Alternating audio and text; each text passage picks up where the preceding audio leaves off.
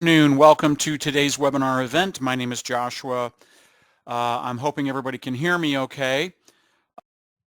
Anytime we're dealing with updates and installations for Church Windows software, we strongly recommend that you make sure that you've got backups of your data before you actually run the installations.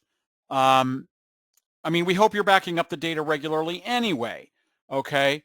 But in terms of this, because we're moving payroll into Church Windows, we please make sure that you're backing up your payroll data and your Church Windows data beforehand.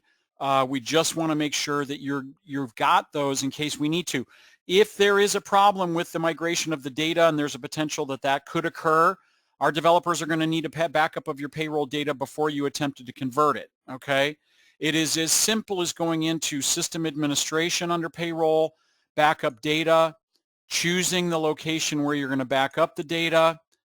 Then you choose the location. Let's say we're going to put it into, say, documents or on our desktop. We simply click OK and click Start Backup. Payroll is a very small file. It takes very little time to back it up. Then once we know we've got the data protected, now when I minimize or close out of payroll, I can now browse to my, say, my documents folder here, and here's my cwpay.zip file just in case I have it, just in case I need it, okay? Similarly, Church Windows, we hope you're backing it up, but again, it is as simple as going into Church Windows, going to Administration, Backup, and make a backup of the data, okay? Very similar type functionality on that. I do have security set up in our trial version here, because after we go through the installation, that becomes an important question. Administration, backup, and same thing, all data, browse to the location, documents, okay, or wherever you're wanting to put it, flash drive, don't care. Just make sure you're making backups and then simply click Begin Backup. We're just wanting to ensure that both the payroll and the Church Windows data are backed up. There it is, that's simple. Click OK. And then when I again browse to our documents folder right here, we've got both Church Windows, CW data backup 12/13 at 1:04 p.m. and our CW Pay, just in case they're needed. Hopefully we won't, but in case you need them, we have them, okay? Okay, so the next step is now to complete our installation. So if you're on the cloud, that'll be taken care of for you. If you're local or you've got a network copy of Church Windows locally on your network or your desktop or your single computer, you've got to run the installation. That's what we're going to do now.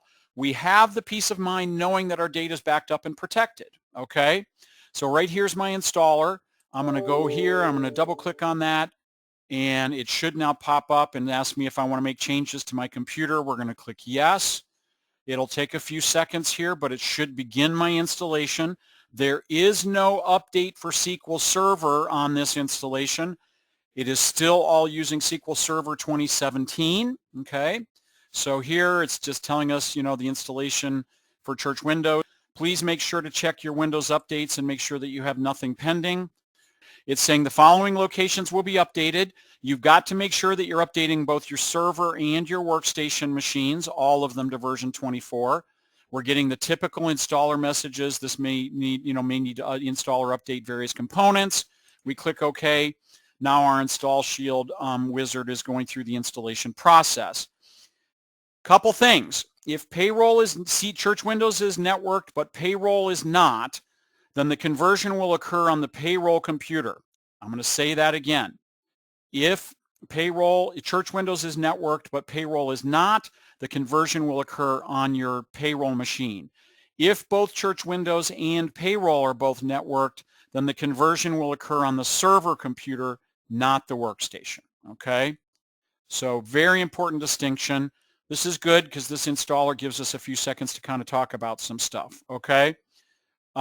If you have a version earlier than version 21 of Church Windows, you'll need to contact us for assistance with the upgrade installation and the process and the migration of your payroll, okay? We can only upgrade or install version 24 from versions 21 and later of Church Windows. Anything earlier than version 21 will require Church Windows support assistance on that, okay? Security is going to become a very important part of this. So it's going to wrap up here momentarily on this. It's almost over here. But just be aware, check for Windows updates, make sure you've got none pending, make sure to have backups of both Church Windows and Payroll. But we see our little progress bar down here. It's getting close to wrapping up. And then we'll spend the last few minutes or 5 or 10 minutes here talking about the payroll security, credentials, what have you. But honestly, folks, the installation should be this simple. Okay, so there we go. We've now got our finish prompt. Okay, we're going to want to wait for our install shield screen to close out at the bottom. It's now closed. So now we're going to go ahead and launch our Church Windows. Okay, so we're going to double click on that to launch it like we would normally. Okay. And it takes a few seconds sometimes. You know, SQL's not the fastest program in the world, admittedly, but it does confirm our version down here, version 24.22.0, okay?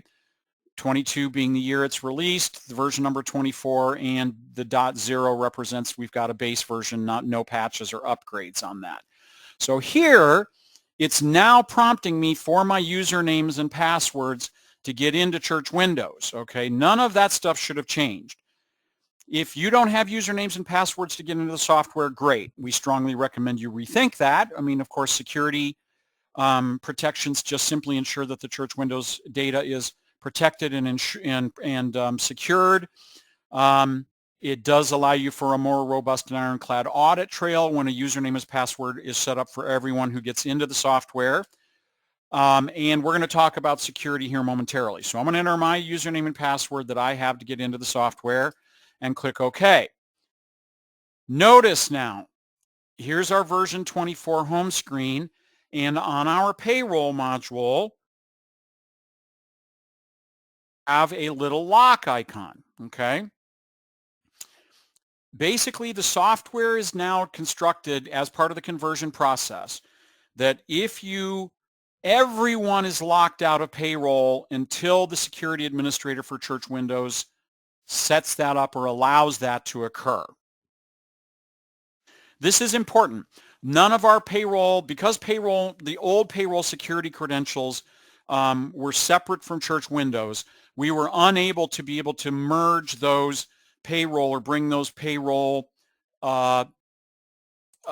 credentials into Church Windows. It's possible that your security administrator may need to go into payroll and add a new user into Church Windows if they weren't already set up there to allow them permission to get into payroll or to allow them to get into the new payroll in Church Windows. It's now all in one place now, okay?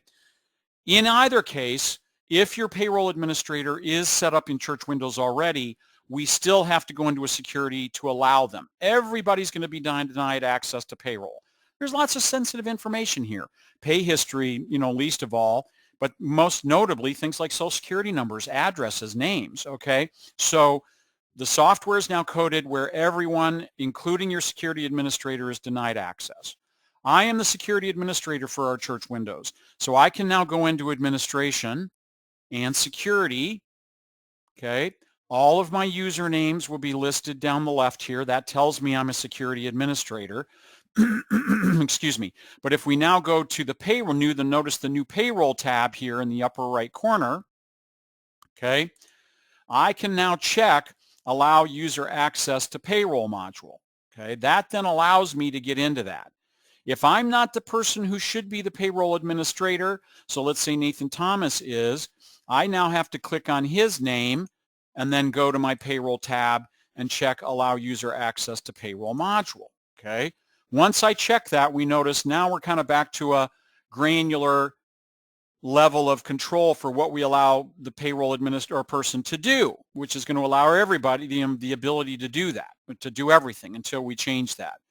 Payroll is very specific in terms of what it does, okay? So it doesn't have a whole huge list of permissions that it allows people to do, at least not at this time, like you might find under something like accounting or membership or something like that, okay?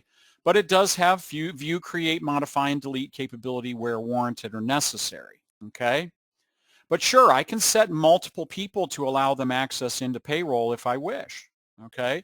But if you've only got one, You're going to want to set them to allow user access to payroll module while not checking anyone else.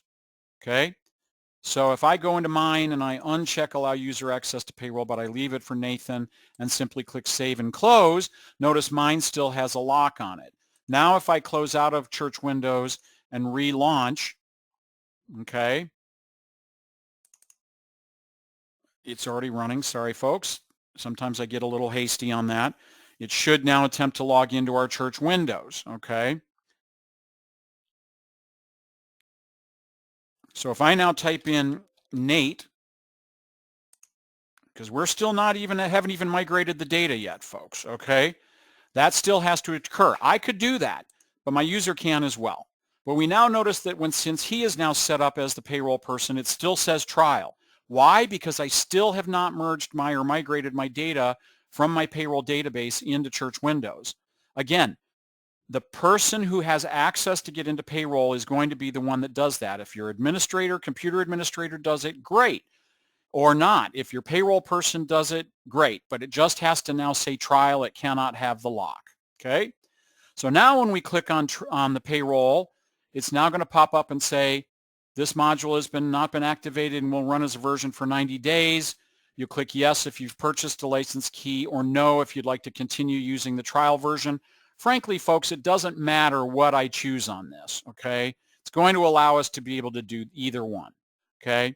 So if I now click on say yes, it's now going to open up my license keys window, and my organization is already there. I'm going to simply close out of that. It now attempts to open payroll, okay? Here is where we are now presented with our option to be able to convert our existing payroll data, all right? So if I now, if I want to continue with empty paid payroll databases, I can do that, but that's not what we're here to do. What we're here to do is to choose convert existing payroll data, all right? So I choose that. It now automatically looks and searches my computer for a payroll database that I can convert, and it clearly found my local C drive, my CWPay directory, and the data folder with my payroll.mdb file. Payroll.microsoft database. Okay, that's what that essentially means. Okay, so I highlight that file and I click open. Okay, now it's going through the upgrade process.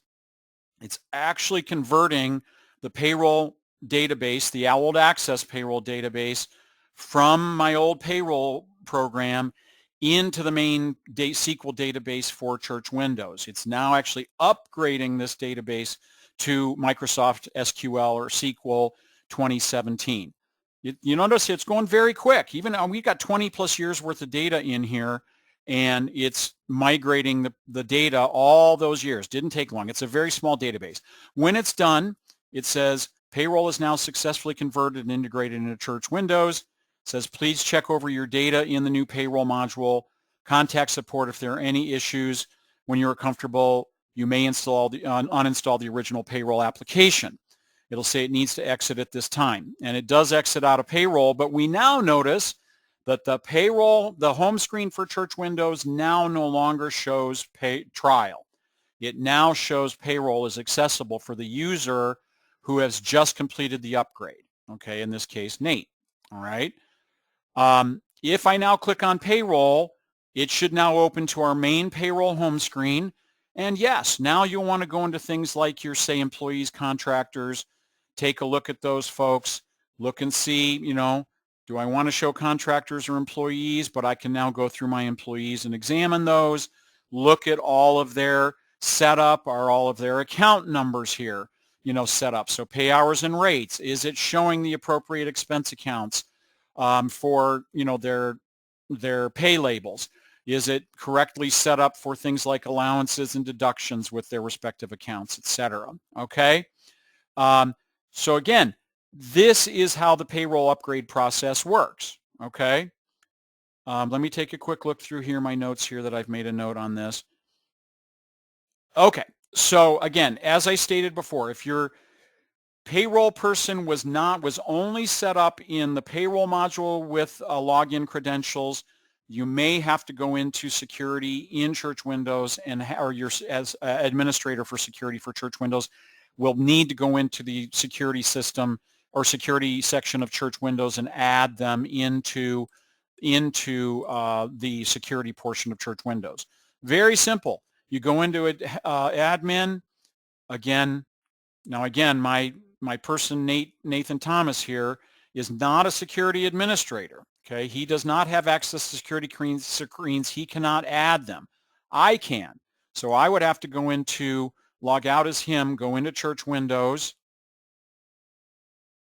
Now that I'm logged in as the security administrator, I can now go in and add a new payroll user to my database or to my users database if I wish. Okay, so now if I type in mine and hit enter, I can now go into administration. I can even make myself that way, the payroll access if I wish. Now when I go into security, I have all my other usernames, and add or make inactive is available. I can set up, payroll access. See, it says here, payroll access is turned off by default for new users. Please see the payroll tab to give them access. All of the modules start out with full access. So if I click OK on that, it's now entering me to enter in my test user. I'm just going to go ahead and enter test payroll user.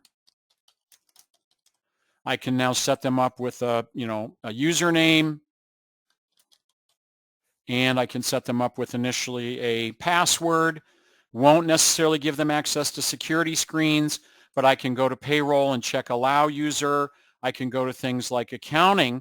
Again, if your payroll person transfers the payroll into accounting, you may need to maybe allow them access into accounting and uncheck everything but say payroll transactions.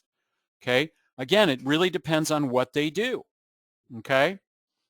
So again, sure, we can go in here and say allow them access to membership, or deny them access to membership, deny them access to all of their modules, maybe allow them into payroll, into accounting, but only maybe nothing under accounts, but maybe allow them to do only payroll transactions only. Okay. Maybe unchecking all reports. Maybe that's all they do. Okay. But you and your security administrator for Church Windows need to decide what level of access that the payroll user has to be allowed in order to be able to have their full functionality of payroll work in the software. Okay, so I've gone a little long here, folks. I'm so sorry about that. This is a complex topic, and we're kind of anticipating, what we need to do here for this, to do this. So let's go and log in as our test user right here. They have payroll access, but no access to membership, schedule, or donations. But notice accounting is available, but they're probably going to have a lot of locks on things because they're only being allowed to create those payroll transactions. Okay, so just be aware. You've got to make sure your payroll or your Church Windows security administrator, you know who that is, because they're going to be very important in terms of this critical upgrade process in terms of that. Okay, so that's where I'm going to leave it as to